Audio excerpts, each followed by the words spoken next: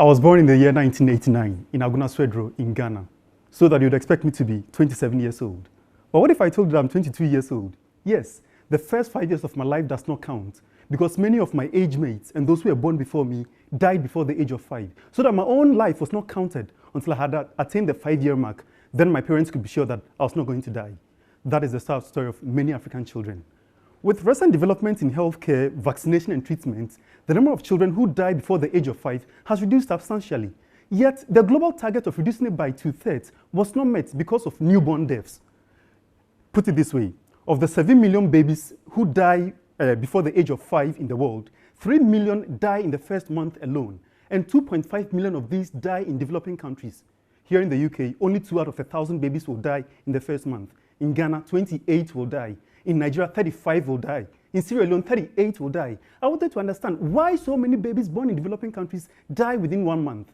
There are some researchers who say that babies die because of their ethnicity, their sex, or congenital malformations. But enough with the things that we cannot change. You do not choose to be born black or white. You do not choose to be born a boy or a girl. My research confirmed that babies die because of asphyxia, infections, and prematurity. Babies die of prematurity because mothers do not attend antenatal care for the risk factors to be picked up. Babies die of asphyxia because they are delivered by local women who do not have the skill to manage delivery, or they are born in places where there are no oxygen. Babies also die because of infections, because when they are sick, they are taken to places where they treat them with local herbs, for which there's no proof of its efficiency. My research found that if all women in Ghana could attend at least one antenatal care, we could prevent up to 20% of newborn deaths. Can we now imagine how many more deaths we can prevent if all babies were delivered in places where there was oxygen? Or if babies were delivered by midwives who had the skill?